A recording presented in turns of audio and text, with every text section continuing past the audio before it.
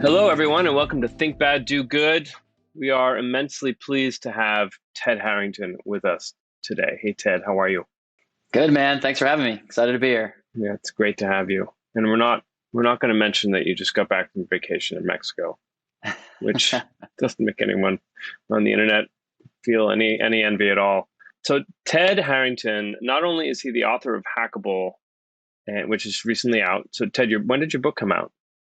Came out in December of 2020. That's really recent. So we're not yet at a year. So we'll say it just came out. Yep, definitely. Yeah, and it's a great title. I wish I'd gotten to it first, but lo and behold, Ted did. Ted's an expert in cybersecurity strategy and in security assessments. And as a psychology major and a human, but more really like a psychology major and a cybersecurity expert, he's an expert in how attackers think, which is really cool. And for viewers who've listened to more than just this episode, it's Ted and I, in talking about this, discovered that we grew up like 10 minutes away from each other. So this is a happy reunion in many ways. Indeed. Yeah. So again, thanks, Ted, for joining us. Ted, I want to drill in as a psychology person. It makes sense to me naturally that you want to talk about how attackers think about ransomware and what they're after, and therefore also how victims and defenders should think about ransomware and prevention. I just wonder if we could dive into that. And since the world tends to think about external behaviors first, why don't we talk a little bit about external actors to get us started? How should we think about this, Ted? Yeah, maybe where we start is by asking the question more broadly, not just about attackers who are interested in ransomware, but more broadly, how do attackers think? How do they operate? Because this is one of the things I've noticed is there's very rampant misconceptions around how attackers think. And the attacker mindset is one that it's very difficult, I think, for the average person to sort of put their brain into that mode because it's sort of the opposite way of the way that most people think. Yeah. The way that most people think, like normal people, we look at a system and we try to understand how it works so that we can comply with the parameters of that system. So that's a very fancy way of saying, if we use it as a metaphor, maybe like a line to get into an event, right? Most people will say, okay, here's a line. Once you go through the line, you get yourself into the event. I go to the back of the line. That's the way the line works. And what they're trying to understand is, where's the back of the line? Is this the correct line? Do I have to pay something when I get to the end of the line? But that's the way most people look at systems. The way that attackers look at systems is they ask those first few questions, right? Mm-hmm. Which is, what is this system? What's the goal of it? What are the components to it? How does it work? Where am I supposed to go? And then they look at it and they say, how can I make it do something different? Mm-hmm. And that really is sort of this fundamental overarching theme of way attackers think is they first try to understand how something works, and then they try to break it. They try to undermine it or make it work in a way that wasn't expected or anticipated. And that's where it gets really difficult as defenders, is because what we have to do is we have to, as we're building something and we're integrating into that build process our own assumptions about the way the thing will work, we then also have to do the exact opposite and say, what's the thing I'm not expecting someone to do? And that can be really, really hard because we all have our ways of thinking. We're sort of set in our modes. We assume people will do A, B, and C. And that's really the first defining trait, is that what an attacker does, they look at a system, identify how it's supposed to work, and then try to say, can it do something different? Yeah. How would you put that practically when it comes to ransomware if you're a defender, particularly in like the healthcare sector? Yeah, so ransomware is interesting in its own right. I think it's really...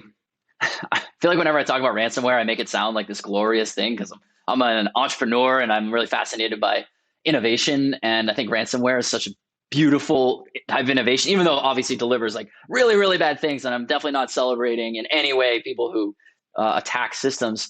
But it's really fascinating that the idea of ransom existed for a very long time. The idea of malware existed for a very, very long time. The idea of encrypting whole systems existed for a very, very long time. Mm-hmm. And it's a beautiful piece of innovation to take all of that and make it work together and say, how can we encrypt a system in a way that we command a ransom in order to decrypt it? I mean, that's fundamentally it's the peanut butter. Cool. It's the peanut butter and jelly of cyber attacks, in other words. Yeah, I mean, it's rad. Yeah. And so when we think about who's motivated, who's interested in that type of attack, it's certainly going to be the type of attacker who is or it's going to be primarily the type of attacker who's motivated by profit. And because it's pretty clear to see why, they want to attack a system in order to extract money out of that attack. That's fairly straightforward. There are other types of motivations, though, for why an attacker would go after a system. And I don't know of a case that I can point to specifically, but it has to exist. And if it hasn't existed yet, it will exist, where somebody will attack a system leveraging, via ransomware, but the profit that would be generated isn't the goal. The goal is the ransomware is intended as misdirection, and the goal is something else. Like maybe it's a nation state actor who wants to disrupt some sort of system, and they want to make sure that it's attributed to someone else.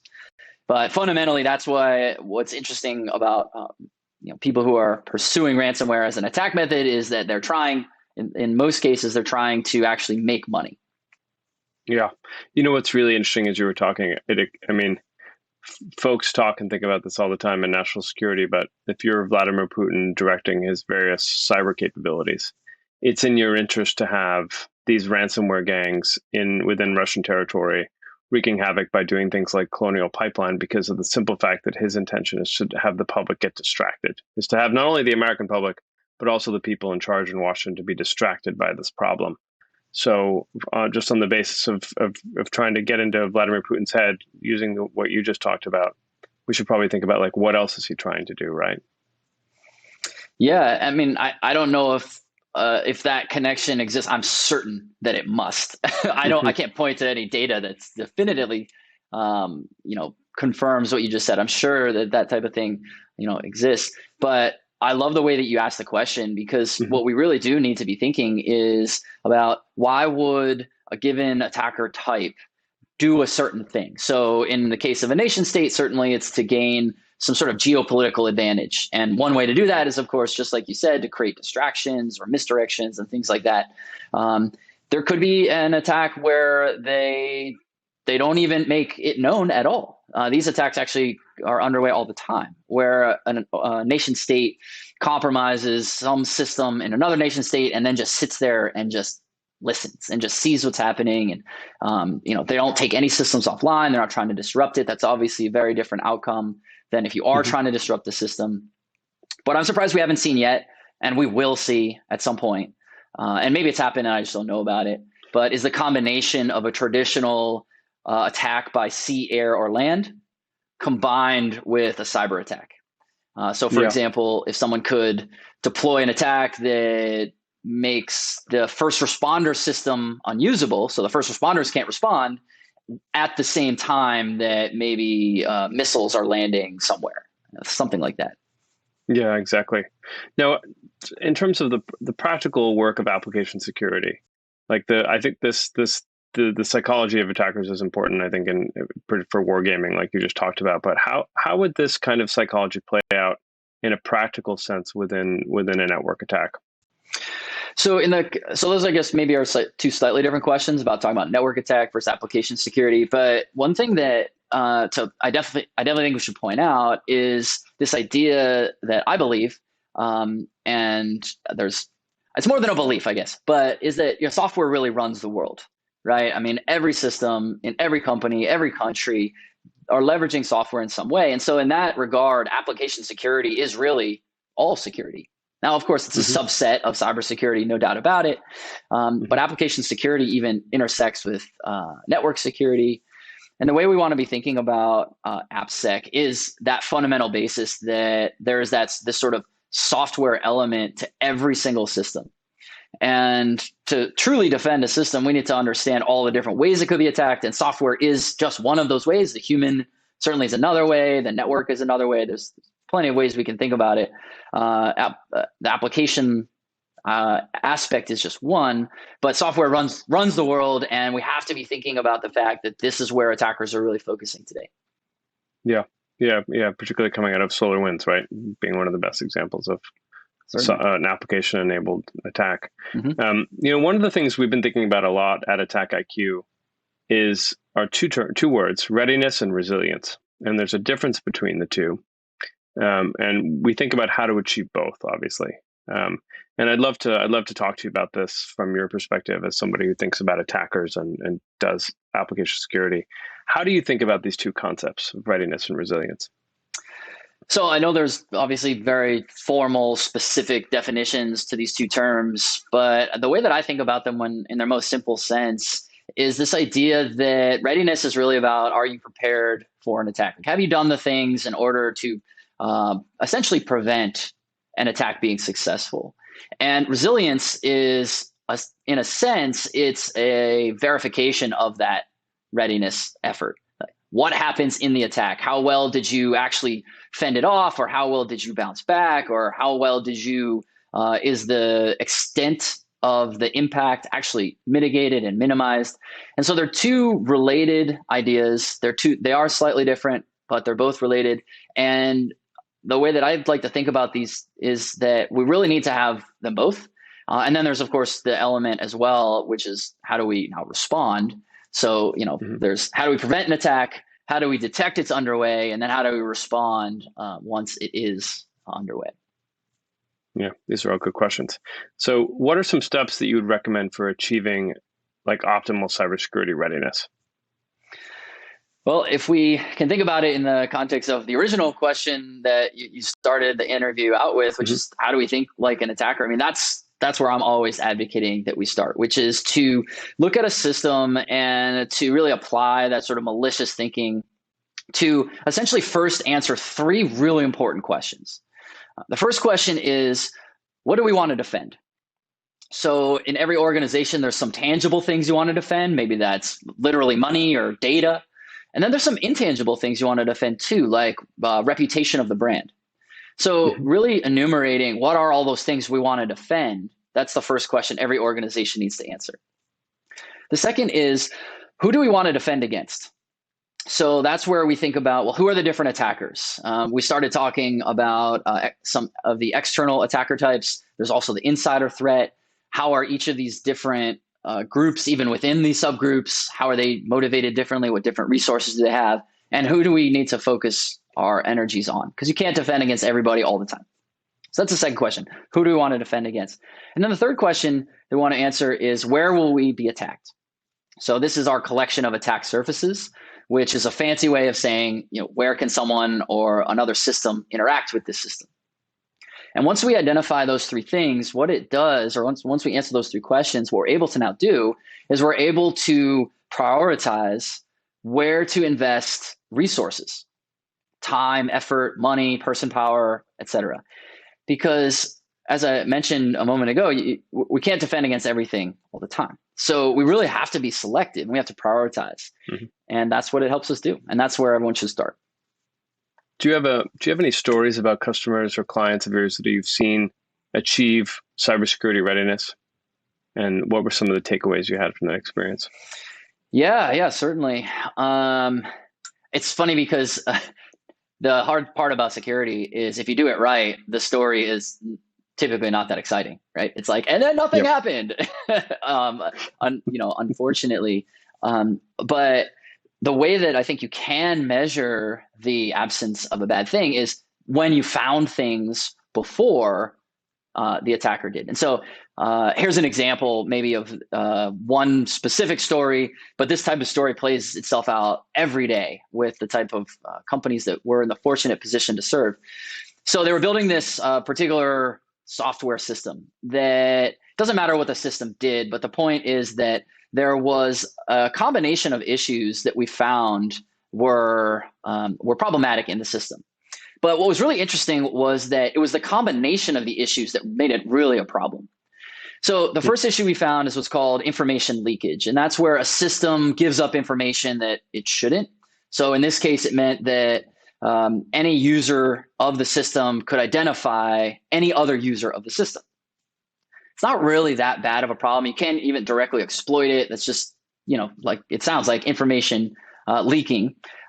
But where the problem comes into play is when there was a second issue we found, which is where the authorization model is broken. Now, authorization is essentially when a system verifies is someone or something allowed to do a certain thing. And so in this case, the way that it authorized whether or not a user could change permission, so change passwords, it would ask for information. Just like anytime you've ever changed your password, right? Usually you have to supply your current password to get the new one. Yeah, totally. But that's not the way this system worked. The way this system worked was to change your password, you had to supply your user ID.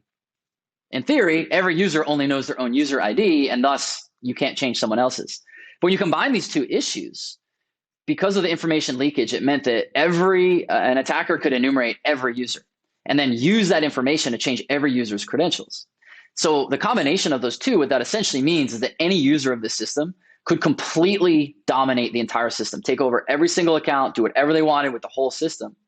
And these are the kinds of things that there's not really a great tool. There's no tools that can automate how do you connect those type of dots. You need sort of a creative problem-solving human to connect those dots. But this is the kind of stuff that attackers are always looking to do, is they're trying to say, well, the system's supposed to do a certain thing. Can I make it do something else? And this was a great example of where, because this particular organization had invested the time, effort, and money to try to find those types of issues, they were able to now find it and actually eradicate it.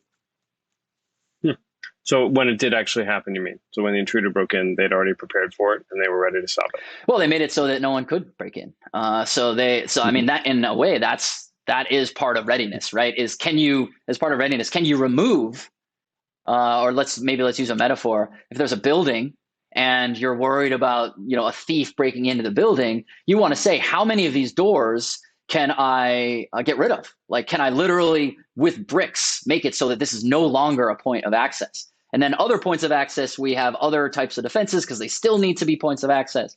So that's the way we want to think about readiness. Can we narrow the ways that an attacker can get in and then focus our energies to make sure we're prepared when the attacker tries to get in there? Good. No, I like that.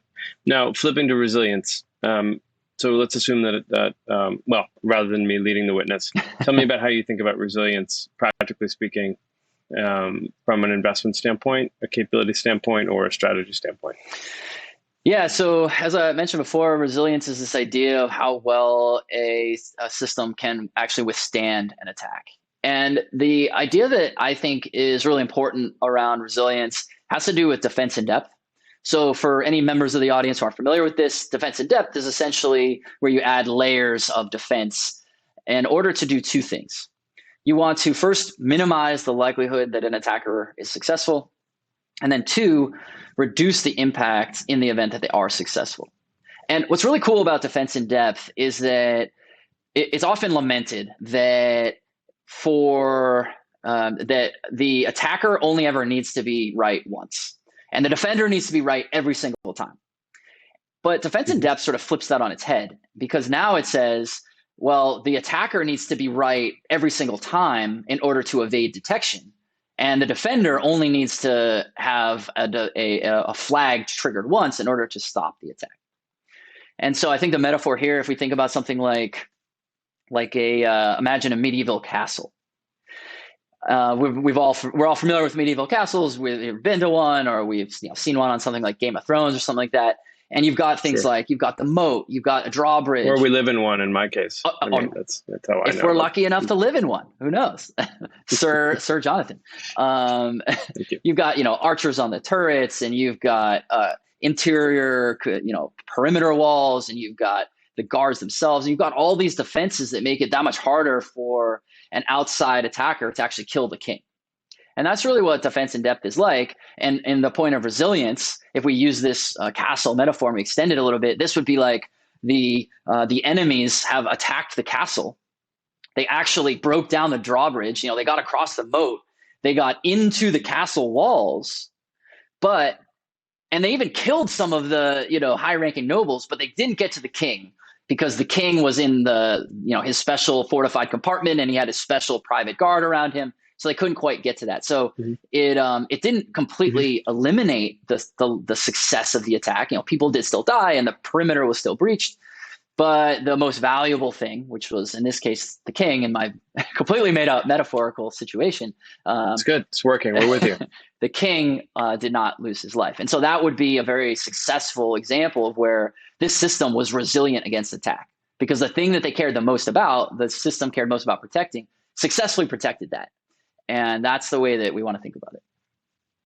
That's really interesting. I I'm going to push back a little bit on this notion because I've been caught between these two words, readiness and resilience, with the exact capability that you just described. I used to think of it as a resiliency capability, but now I think of it, because I've adopted a sort of assume breach, post-breach investment scenario. I think about that defense in depth much more within a readiness narrative. And the way I extend the resiliency story, and it's a little bit of theology here, so it kind of doesn't matter. But the way I think about resilience is just 2 points. One is I remember having dinner with an executive from Google and an executive from Facebook in 2016. Back when I still use Facebook, actually, I still use Google. And they talked about we talked about resilience, and they talked about how they back up all their data, at least then, on laser disks and put them into cold storage every night, which reminds me of like the ending sequence in, I think it was one of the Indiana Jones movies, definitely like Raiders of the Lost Ark, probably, where like they find the Ark and then they put it in like this really dark warehouse. So, imagine every night some poor person at these two companies back. So like when I think about resilience, it's like data's gone, it's finished, it's been attacked. And now we have to do cold storage, laser disks. And the other way that I think about resilience is from a military standpoint, because as you know, I worked with the military for a long time in cybersecurity. It's like Admiral Rogers, who used to run Cyber Command, he trained his submarines in the 80s. If there was an EMP that knocked out all communications, he was ready to have his sailors sail blind. And so when I think about resilience, I go to this sort of all defenses have failed story. And so I have a kind of, to mix metaphors, I have a little bit of a firewall between those two words when it comes to defense capabilities. But again, I think it's probably a matter of theology. On that. Well, I think there's a really fascinating example that we could use to describe it as the way you're describing it. And I'm not so married to the specific definitions on these two terms, but I agree with the way that you described it too. I don't think I have no issue with that. But if we think about, I'm trying to create drama here, Ted. We're two guys from this, like basically the same town. Let's fight it out. If you think about what happened with Maersk during the NotPetya attack, I think that's a fantastic example that illustrates what you just described, where, Maersk, I think they're the largest shipper of goods in the world. Their whole system was down for some indeterminate period of time, but they were able to get back online because they had one site that not intentionally was offline. It was something, there was a power outage or something. So for whatever reason, that system was unavailable amidst this attack. The whole rest of the company became completely unusable. But because of this one system that they had unintentionally, essentially backing up the whole company, they're able to rebuild from that, and then operations were able to get back on track. And so they were able to rebound from that attack way, way, way, way faster than had they had to deal with the entire company being down. So it's a good example, I think, of what you're saying. Yeah, I love that example. And of course, now the history books and cybersecurity storytellers all over the place will be like, folks, please at least have this sort of capability backed up. Now, my favorite example actually from this comes from fiction, which is the opening of Battlestar Galactica when the Cylons attack. Now I'm really narrowing the audience attention span on this. Is the Battlestar Galactica at that point was about to become a museum. It was kind of like the USS Enterprise of in the Carrier Strike Group. It was so old that the systems were out of date, and so the cyber attack that the Cylons conducted against the fleet didn't work on it because it was so old. But I think this is companies like Rubrik and others like it have backup capabilities. And cognitively, this is just as I've been thinking about this over the last couple of months. Is like I've tended to bundle sort of backup and into the resilience universe, but I'm looking for more to populate it. So this is something maybe we could circle back the wagons and think about it at some other point. Yeah. This is a fascinating conversation. Now, the one thing I want the audience to hear about is, so you majored in psychology. Obviously, you graduated like last year, of course, from college. But tell me, how did you get into this field, and what are some lessons that you've gained outside of just how the attacker thinks from your studies in psychology in the field overall? Yeah, I think people are often really surprised when they find out that I studied psychology, because they're like, wait, don't you have to study computer science in order to be in the field of ethical hacking? And many people in ethical hacking do study computer science. I studied psychology because I was always and continue to be really fascinated by why people make the decisions that they do, what motivates them. And so I really specialized in my study of psychology and actually abnormal psychology, studying like criminal psychology and stuff like that, because I feel like if you can understand sort of the outliers or the people who go against sort of societal norms, it maybe helps you understand society a little bit better. But at the time, I didn't know that was what was going to lead me to this incredibly fulfilling career in the ethical hacking space. But definitely having that sort of I guess, mindset that looks at things the other way, where I wanted to kind of look at things in the opposite direction. I mean, that is the way ethical hacking works. So I ultimately got into security. In a sense, I feel like my life was guiding me to it in a way. I mean, I have a few guiding principles that are, guide my various decisions that I make. And they're things like, do hard things that matter in the service of others and work to get better every day. And that's security in a nutshell. And when I got introduced to the guy who is now my business partner, and we started talking about security, this was like 10 years ago, it was a no-brainer that this is what I wanted to do. And so that's how I got into it. And I like sharing that story, especially with when I speak to students. So whether that's undergrads or even high school students, because almost anybody who thinks about ethical hacking as a career and isn't already in it, they generally think the ship has already sailed.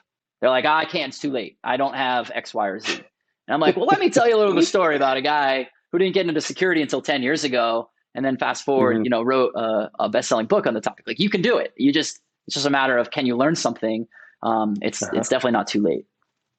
Yeah. Well, I think I loved hearing about the values that you said. What was the first? Do hard things, in service to others. And the third one was, I want to say excellence, but that wasn't it. What was the third one? Get better every day.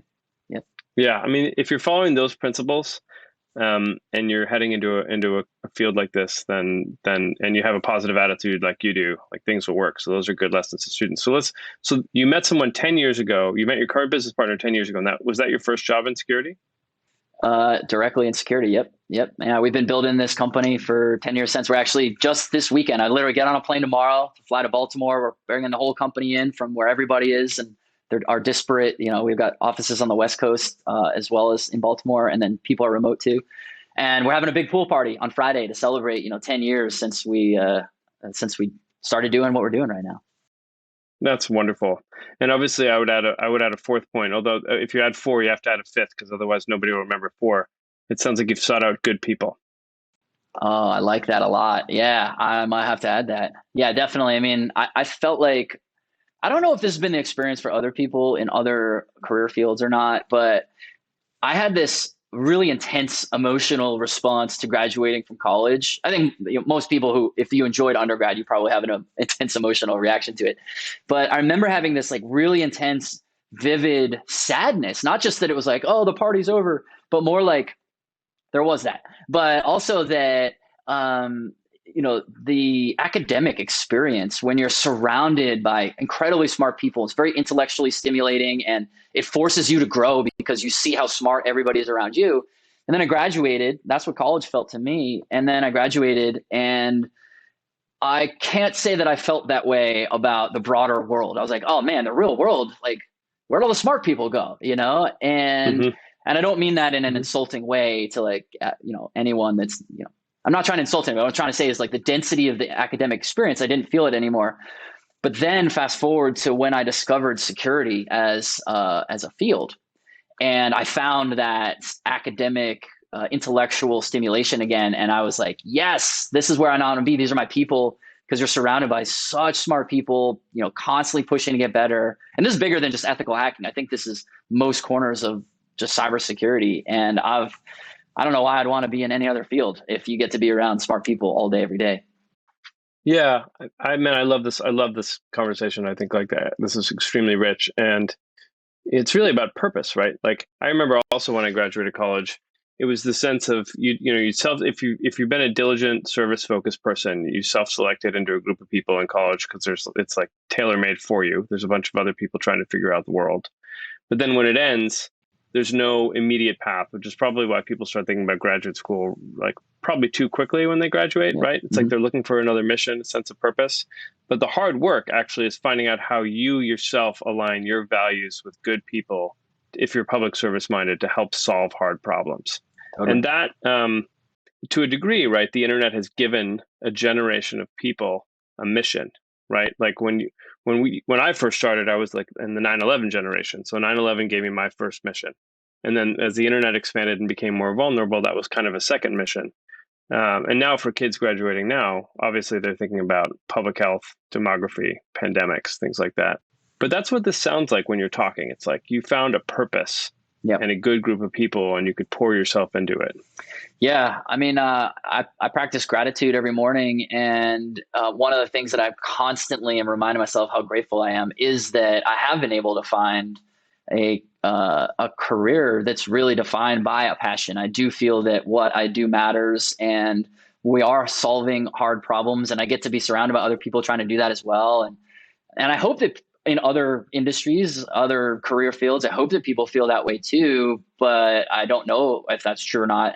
But I can know that if I look around, go to a wedding, right? And you start talking to the different people who now you're meeting for the first time because you're all brought together, not because you're friends, but because of the bride and groom. And you start asking people what they do, and you can see the people who have that sort of spark in their eye. They're like, I'm doing something bigger than myself. And the people who are like, I get a paycheck. And I think that for myself, definitely, and I feel like a lot of people in security, it's a mission where it's a passion. Yes. Yeah. Ash Carter, who I used to work for before he became Secretary of Defense, I worked for him when he was the Deputy Secretary. He used to say, you need to tie yourself to something bigger than yourself. And he'd started out as an astrophysicist, not an astrophysicist, he was a physicist. And he was working on like theoretical physics or missile defense physics. And he got brought in to study one of the ballistic missile defense capabilities that the Defense Department was working on in the 80s. And when he did that, he thought, I can apply my knowledge to something bigger than myself. So I like that phrase. And I think that's something that people should always revisit when they're having lulls in their career. Like, what's the next thing that I can tie myself to that extends me beyond my narrow field of vision? Yeah. And I think we're lucky, right? You and I, that it almost feels like a privilege to be able to say that, because I do, going back to that, maybe painting the scenario of you're at a wedding and you meet the person next to you, and that person like maybe isn't that excited about their career. Like it's, once you found your passion or your purpose, like it's easy to say like, be excited about it, whatever. But I can totally put myself in the shoes of that person who maybe they're moderately to very well compensated, but they just hate what they do. And they're like, well, I do have bills to pay. So like they wouldn't pay you if it wasn't, if it was fun, they wouldn't pay you. And so I get that that's kind of hard to maybe break out that rut, but maybe if there's something that someone can take away from this conversation that you and I are having, it's that you can actually be compensated well and enjoy what you're doing and feel that you're pursuing a larger mission. They're not mutually exclusive. Yeah, that's a great point. I mean, we are privileged. We're extremely lucky in many, many ways, right? It's pretty obvious by looking at us and hearing us talk. But that's a great parting shot, I think, or a parting comment for anyone who's listening in. Like, and it's hard work too, right? Like, it's the first project you try to find that gives you a sense of meaning and purpose may not be the first thing, but you got to keep at it. Totally. Yeah. Awesome. Well, it's great to have you on. I really enjoyed it. And thank you for first speaking to us through Purple Hats and then joining us again. Now, I don't have a copy of your book because I'm at my mom's house, but here's Hackable, everyone. Go and buy it on Amazon.com. I might have one. I should have one. There we go. Yeah, you should. Wait, you're the author. There it is. Good work. Look at that. Got some. Yeah, there's no purple on there, which we can forgive you for this time. maybe a special edition or something. We'll put some purple on there. Yes. Oh, there it is. Sign us up. Yeah. Thank you, everyone. Ted Harrington, good to see you. Yeah, thank you.